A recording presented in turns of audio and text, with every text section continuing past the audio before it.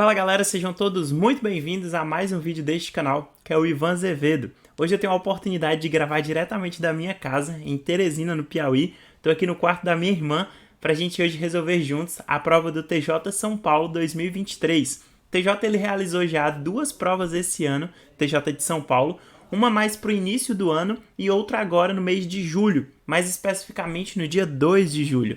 Acontece que eu ainda não tinha tido tempo ainda aqui no canal para resolver essa prova, mas eu vou resolver agora aqui e deixar ela arquivada, caso de repente você queira ver no futuro, para estudar para outros concursos. Além disso, eu queria te falar que hoje nós vamos resolver a prova de matemática, só que em um futuro vídeo nós vamos resolver também a prova de raciocínio lógico. Lembrando, a prova de matemática do TJ São Paulo teve 6 questões de assuntos diversos. Tem proporção, tem unidade de medida, tem um pouco de geometria, então ele vai variando ali entre vários assuntos. E a prova de raciocínio lógico ela é uma prova mais específica, que tem algumas figuras para você identificar sequências. Tem também aquele raciocínio lógico mais tradicional, que você precisa saber os conectivos, negação de conectivos. Mas como eu falei, esse vídeo a gente vai trazer aqui no futuro. Sem mais enrolações, vamos iniciar a resolução da prova de matemática TJ São Paulo 2023, a prova aplicada no dia 2 de julho desse ano. Então eu peguei aqui a prova da versão 3, a questão de número 71, que dizia o seguinte: uma fórmula muito usada por motoristas de aplicativos para saber se vale mais a pena abastecer o carro de motor flex com gasolina ou álcool, que no caso é o etanol, é dividir o preço do litro de etanol pelo da gasolina. Se o resultado for maior do que 0,7, é mais vantajoso abastecer o carro com gasolina. Se for menor do que 0,7, é mais vantajoso abastecer o carro com etanol. E se for igual a 0,7, é indiferente abastecer o carro com gasolina ou com etanol. Ou seja, tanto faz, né? Renan, que é motorista de aplicativo, fez as contas por essa fórmula e verificou que seria mais vantajoso abastecer seu carro com etanol, já que o preço do litro de gasolina estava R$ 5,10. O preço do litro de etanol, usado nos cálculos de Renan, necessariamente, e aí ele vai te dar várias alternativas. Pessoal, vamos pensar juntos. A questão está falando que vale mais a pena abastecer com etanol. Então vamos olhar lá para o início da questão e ver o que a gente tem aqui de informação para ser usado. A questão fala que para você saber se compensa mais gasolina ou etanol, você pega o preço do litro do etanol e divide pelo preço do litro da gasolina. Então vou botar aqui, ó, L do etanol e você divide pelo L da gasolina. A questão fala que caso esse resultado dê menor do que 0,7, é mais vantajoso abastecer o carro com etanol, que é exatamente a situação da questão. A questão está falando que o Renan fez os cálculos e ele viu que o etanol estava compensando mais. Ou seja, quando eu divido o preço do litro do etanol pelo preço do litro da gasolina, esse valor tem que dar menor que 0,7. Se isso acontece, a gente vai estar dentro da situação do Renan, que é exatamente a situação em que é mais vantajoso comprar o etanol. Então vamos substituir aqui os valores. Eu vou simplesmente botar L, que é o valor que a gente quer descobrir. A gente quer saber qual que é o preço do litro do etanol. E vou dividir por 5,10, que é exatamente o preço do litro da gasolina. Lembrando, isso tem que ser menor do que 0,7. Agora eu posso simplesmente pegar esse 5,1 que está aqui dividindo desse lado e passar ele para o outro lado multiplicando, fazendo a operação inversa. Então vamos lá, ó. L é menor do que 0,7 vezes 5,1, que é a mesma coisa que 5,10. Então L precisa ser menor do que 3,57. Daí a gente conclui que a resposta correta é a letra A, que fala que o preço do litro de etanol, necessariamente, obrigatoriamente, tem que ser menor do que R$ 3,57. Se você olha a alternativa D traz assim, ó, o preço do etanol tem que ser menor do que R$ 3,50. Pessoal, se o preço do etanol for menor do que R$ 3,50, dá certo também. Também é legal. Só que presta atenção que a questão utiliza o termo necessariamente. Ou seja, dessa ideia de ser obrigatório o preço do etanol ser menor do que R$ 3,50. A gente sabe que isso não precisa acontecer. Por quê? Porque se ele for menor que R$ 3,57, já tá ok. Já tá valendo. O etanol já vai estar compensando mais do que a gasolina. Não precisa ele ser mais barato do que R$ 3,50. Se ele for, por exemplo, R$ 3,55, já está valendo a pena o etanol. Então, exatamente por isso é que a resposta aqui é letra A. Porque ele usa esse termo aí, que é o termo necessariamente, obrigatoriamente. Para compensar mais, basta que ele seja mais barato do que R$ 3,57. Eu estou falando isso para vocês, gente, porque em questões de matemática, a gente sempre precisa estar muito atento às palavras que são colocadas, para que a gente não seja induzido ao erro e acabe marcando uma alternativa que a gente acha, não, é a mesma coisa e tudo mais. Não, concurso nem tem muito essa possibilidade de ter alternativas que se repetem, mas sempre fica muito atento, muito atenta a essas meio que pegadinhas, digamos assim, das questões, em que tem uma alternativa ali que parece até mais bonita do que outra, mas tenta ler o texto corretamente e interpretá-lo também corretamente. Vamos passar agora para a nossa segunda questão do vídeo de hoje, questão de número 72. Essa é uma questão que envolve o conteúdo de escalas e envolve também o conteúdo de unidades de medidas. Vamos lá. De acordo com a escala de um mapa, cada 6 centímetros de distância no mapa corresponde a uma distância real de 19 quilômetros. Uma distância real de 570 metros corresponde, nesse mapa, a distância de... Pessoal, essa é uma questão bastante interessante. Por quê? Porque ele vai trabalhar basicamente com unidades de medida e também quer que você faça ali algumas proporções. Em outras palavras, ele está dizendo que, como não é possível representar, por exemplo, um estado em um mapa, porque se você representa um estado, haja papel para fazer um estado completo através de um mapa, você faz o quê? Você reduz o tamanho das coisas. Então, exatamente por isso é que surgem as escalas, porque elas reduzem de maneira proporcional. Vamos supor, se da minha casa para São Paulo eu faço ali 2.500 quilômetros, como que eu represento 2.500 quilômetros no mapa?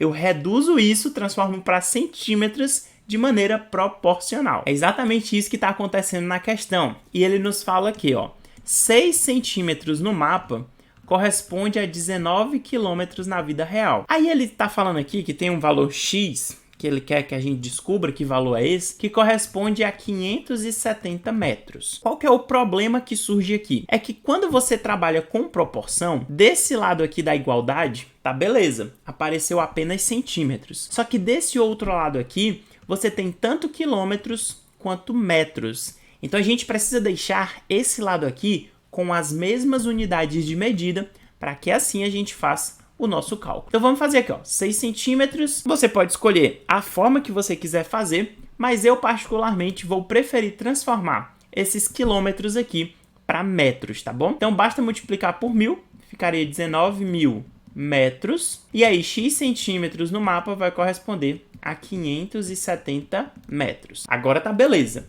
Desse lado nós temos apenas centímetros e desse lado nós temos apenas metros. Então tá, ó, show demais. Agora, gente, nós vamos fazer o famoso cruz credo, fazer a nossa multiplicação. Vai ficar 19.000 vezes x é igual a 570 vezes 6. Lembrando, quando você encontrar o valor de x, esse valor vai estar em centímetros. Então, x vai ser igual a 570 vezes 6 dividido por 19.000, já passando 19.000 lá para o outro lado. Aqui você consegue cortar esse zero com o zero aqui dos 570. Aqui você consegue dividir em cima e embaixo por 19, e aí aqui vai ficar 100, e aqui vai ficar 3. E você encontra que o teu x é igual a 18 dividido por 100, que é igual a 0,18 centímetros. Quando você olha as alternativas, você percebe que as únicas que têm centímetros são letra A e letra E, e não é nenhuma das duas. Então aqui no final você ainda precisaria saber como transformar de centímetros para milímetros. E isso você faz multiplicando por 10, tá bom? Então ao multiplicar isso aqui por 10, você teria que isso corresponde a 1,8 milímetros. Se você ficou perdido em alguma das conversões que a gente fez aqui nessa questão, não se preocupa, tem uma live aqui no canal só sobre conversões de unidades de medidas e eu vou deixar aí para você na descrição do vídeo, caso você queira ver posteriormente. Se você está em dúvida como que transforma quilômetro para metro, centímetro para milímetro, tem uma live aqui onde eu explico unidades de comprimento e outras unidades de medida também pode ser útil para você estudar aí para os seus próximos concursos, para suas próximas provas, Enem, não sei, mas tá lá, vou deixar na descrição do vídeo. Passando agora para a nossa próxima questão, uma questão já que envolve o assunto de geometria, a gente tem o seguinte. A figura indica a altura de 2 pilhas envolvendo 5 retângulos idênticos e 3 quadrados idênticos.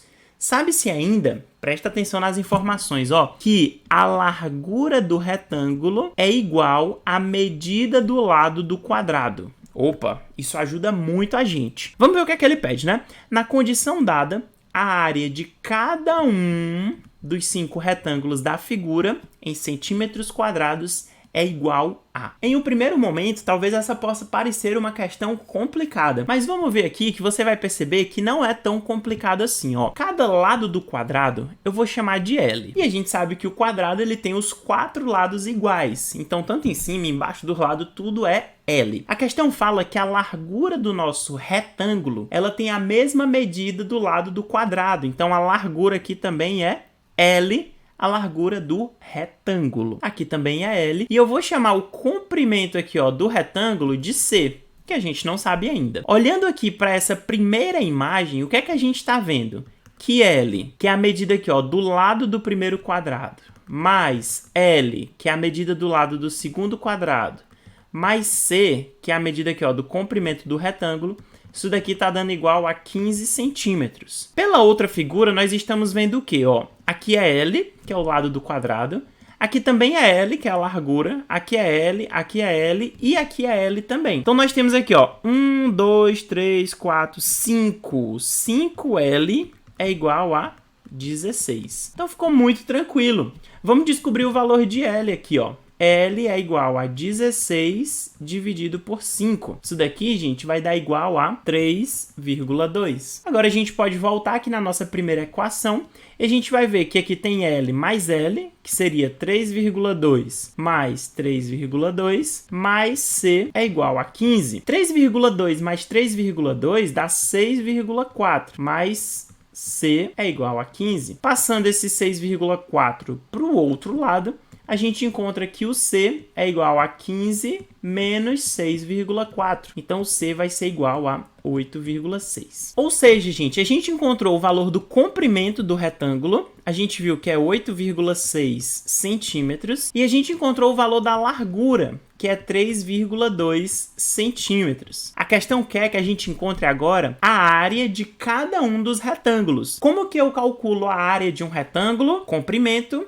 vezes largura. Então, eu multiplico aqui, a área vai ser igual a 8,6 vezes 3,2. Isso daqui é igual a 27,52 centímetros quadrados, que dá exatamente a resposta que tem na letra D de dado. Então você percebe que as questões de matemática da VUNESP não são questões tão impossíveis, são questões até simples, mas que exigem bastante raciocínio do aluno, isso bem mais do que os cálculos. Eu acho muito interessante questões assim, inclusive eu sou um dos que elogia bastante as provas de matemática da VUNESP. Pelo menos as que eu tenho visto, eles são muito coerentes no que cobram, não cobram nada muito mirabolante, não cobram cálculos extremamente exaustivos, mas cobram sim do aluno um raciocínio ali criativo, um raciocínio legal, interessante, que não é tão complicado. E eu acho que, como eu falei, né, isso é bastante coerente com a vaga pretendida, que é a vaga de escrevente. Então, geralmente não é aquela pessoa que vai prezar muito de matemática no dia a dia e tudo mais.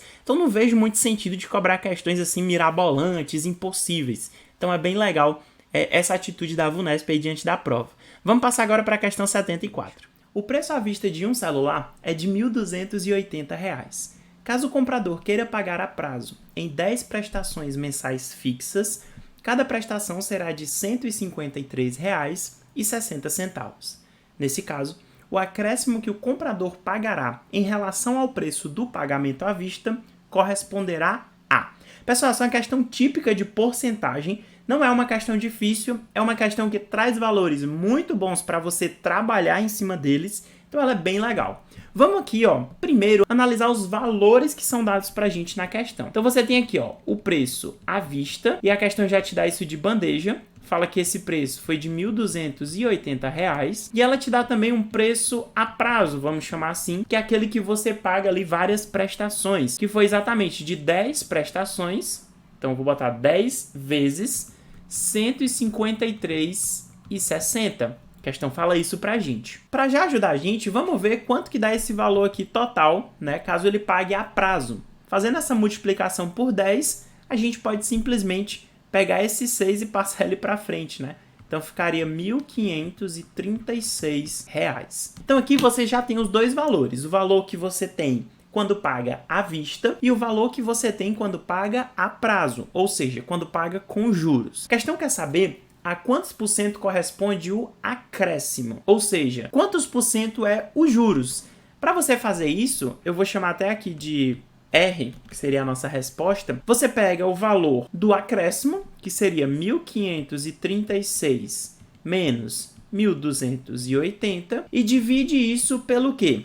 Pelo valor original, porque ó, a questão fala que é em relação ao preço do pagamento à vista, que seria R$ 1.280. Fazendo esse cálculo, aqui em cima você encontra 256 e aqui embaixo continua 1.280. Dividindo tanto em cima quanto embaixo por 128, você vai encontrar 2 dividido por 10. E isso daqui, gente, é 20%.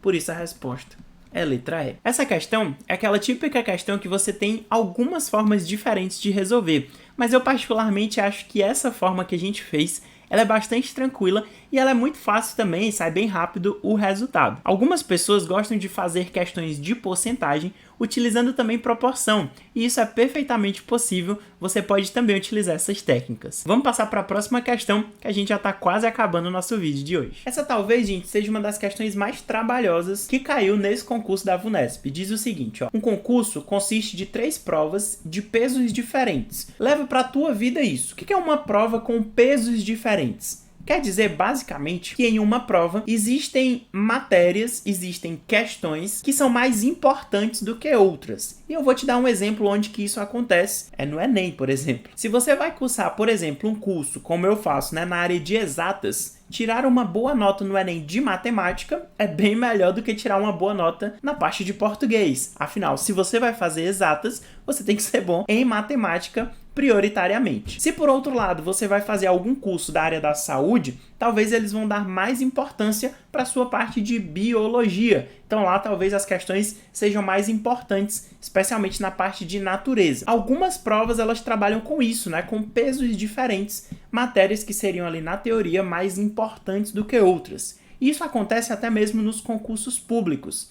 Você que é concurseiro sabe que existem disciplinas para alguns concursos que valem mais nota, que tem mais peso do que outras disciplinas. Então é muito comum em concursos você ter, por exemplo, questões de uma matéria que valem apenas 1 ponto e questões de outra que valem 1,5 ponto.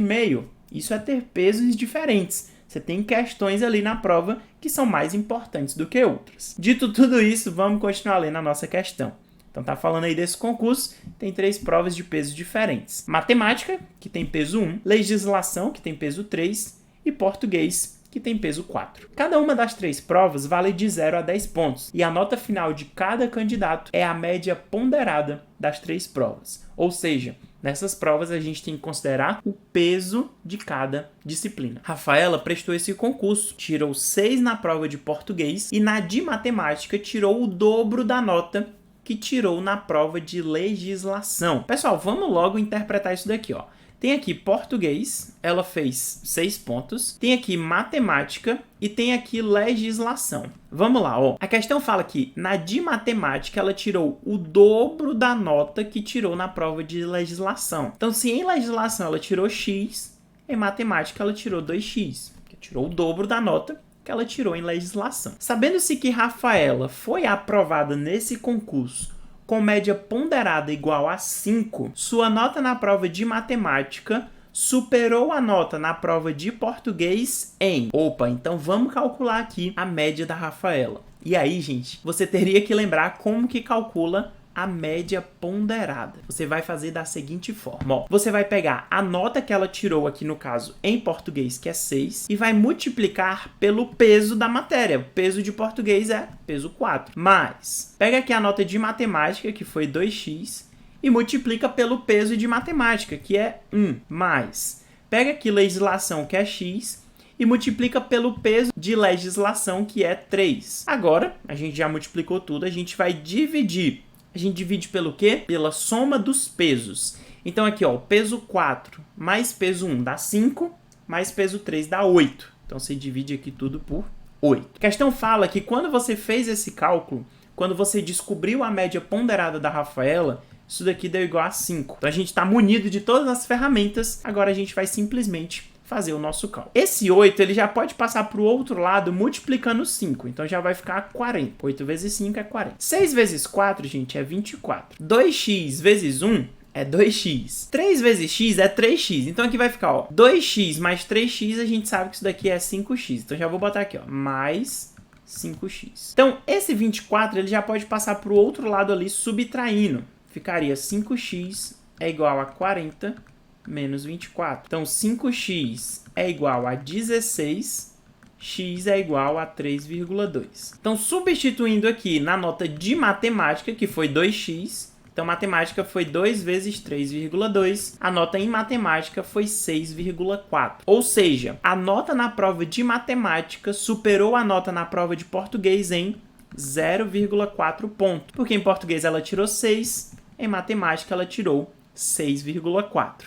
Então a diferença foi de 0,4 ponto. Se você tem dúvida nessa parte de média, média ponderada, parte de estatística, eu também vou deixar uma live aqui que eu já fiz no canal sobre esse conteúdo, onde eu trabalho mais sobre média aritmética e também sobre média ponderada, além de diversos outros assuntos. Vamos agora para a última questão do nosso vídeo de hoje. Essa, gente, é uma questão de geometria e ela é uma questão bastante interessante também. A figura indica o estacionamento retangular, parque, que é estacionamento em inglês, eu acho, cujo comprimento PA mede a metade da largura AR. Inclusive, ele já colocou aqui pra gente, ó, x e 2x. No meio desse estacionamento, há uma rotatória circular de área 12 metros quadrados. Também está representado aqui, que é a única parte do interior do estacionamento que não pode ser ocupada por veículos. Se a área da parte desse estacionamento que pode ser ocupada com veículos é de 500 metros quadrados, então o perímetro do retângulo parque em metros é igual a... O que é o perímetro de uma figura? O que é o perímetro do parque? O perímetro, gente, é quando eu pego e somo a medida de todos os lados. Então, se eu somo a medida de todos os lados do meu estacionamento, quanto que ia dar? Ora, ia ficar x mais 2x mais x mais 2x. Então, a medida do perímetro seria igual a 6x. Nossa missão agora é encontrar o valor de x, porque quando a gente encontrar, a gente simplesmente substitui e encontra o perímetro dessa figura. Então vamos juntos aqui, ó. Vamos pegar as informações que ele deu pra gente. Ele fala que aqui no meio tem 12 metros quadrados. E ele fala que essa parte é a parte que não pode ser ocupada por veículos. Essa parte branca aqui, que é a parte que pode ser ocupada com veículos, ela tem 500 metros quadrados. A questão fala isso, tá bom? Então daí o que é que a gente conclui? Que 500 metros quadrados mais 12 metros quadrados é a área total do nosso estacionamento. Só que pensa comigo, existe outra forma de você também calcular a área total desse estacionamento. Então já vou tacar um igual aqui, ó, porque a gente vai aplicar a outra forma que a gente tem. Qual que seria essa outra forma? Multiplicar largura, que é x, vezes comprimento, que é 2x. E é outra forma que a gente tem de calcular essa área. Inclusive, gente, essa prova da VUNESP, nas duas questões de geometria, ela cobrou basicamente área de retângulo. Então, ela nem foi muito a fundo de cobrar área de círculo, alguma outra área assim, que seria talvez mais difícil. Ela cobrou a área mais tradicional de todas, que é retângulo, é base vezes altura, largura vezes comprimento. Então aqui a gente sabe que aqui é 512 é igual a 2x ao quadrado. Eu posso dividir por 2 dos dois lados, ficaria 256 é igual a x ao quadrado. Daqui eu posso tirar a raiz dos dois lados, daria x é igual a 16 metros. Então agora que nós achamos o valor de x, que é 16, basta a gente substituir na fórmula inicial que nós tínhamos encontrado, que era 6 vezes x, agora é 6 vezes 16. Isso daqui, pessoal, vai dar igual a 96 metros, que é exatamente o que está na letra C de casa. Então aqui nós encerramos o nosso vídeo de hoje, resolvendo as questões da prova de matemática do último concurso da VUNESP, TJ São Paulo 2023. Espero que vocês tenham gostado. Deixem nos comentários aí alguma dica, alguma sugestão, alguma crítica, porque isso sempre ajuda muito a gente a melhorar aqui o nosso canal. No mais, esse foi o nosso vídeo de hoje. Manda para os amigos, deixa o seu like, se inscreve no canal. Beijão para vocês e ó, valeu!